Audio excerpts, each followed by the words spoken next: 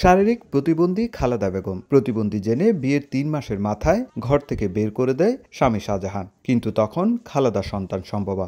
দীর্ঘ সময় অন্যের বাড়িতে কাজ করে চলতেন। এরপর কয়েক মাস পর জন্ম দেয় কন্যা সন্তান। তারপর কষ্ট আরও বেড়ে যায়। কিন্তু এখন নকশি কাজ করে মেয়ের পড়ালেখা করাচ্ছেন, আর প্রধানমন্ত্রীর উপহার হিসাবে পেয়েছেন ঘর। মাথা গুঁজার ঠাঁই পেয়ে প্রধানমন্ত্রীর প্রতি কৃতজ্ঞতা ও আনন্দের শেষ নেই খালেদার। অনেক খুশি হয়েছি, প্রধানমন্ত্রীকে অনেক ধন্যবাদ দিছি। খুশি হয়েছি না আর ঘর দিয়ে তয়া আর বেশি খুশি, মানে প্রধানমন্ত্রীর ধন্যবাদ। শুধু খালেদা বেগম নন, মঙ্গলবার কক্সবাজারের ৩টি উপজেলায় গৃহ ও ভূমিহীন পরিবার পেয়েছেন প্রধানমন্ত্রীর উপহারে ২৬১টি ঘর, যা পেয়ে খুশিতে আত্মহারা উপকারভোগী পরিবারগুলো।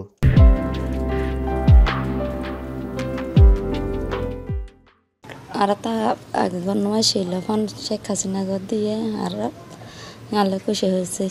মাননীয় প্রধানমন্ত্রীর ঘর দিয়ে তাই স্থান করে দিয়ে এখন এই সুন্দর একটা পরিবেশের তাইতারি ইনশাল্লাহ ভালো আছি। আমি আগে হোস্টেলে ছিলাম, হোস্টেলে মানে বোঝা শেখ হাসিনা আর ভালোভাবে বুঝে সুখ আছি।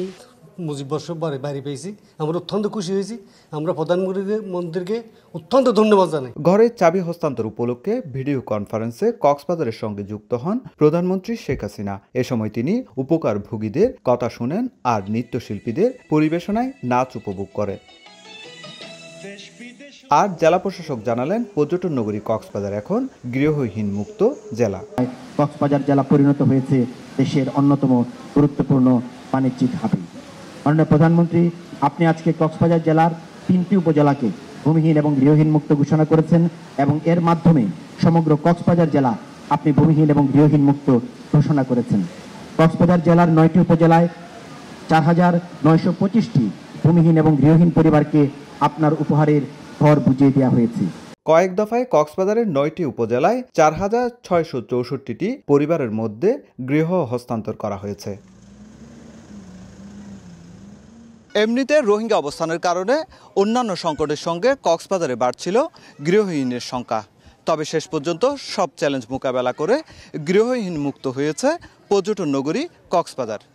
সুজাউদ্দিন রুবেল, সময় সংবাদ, কক্সবাজার।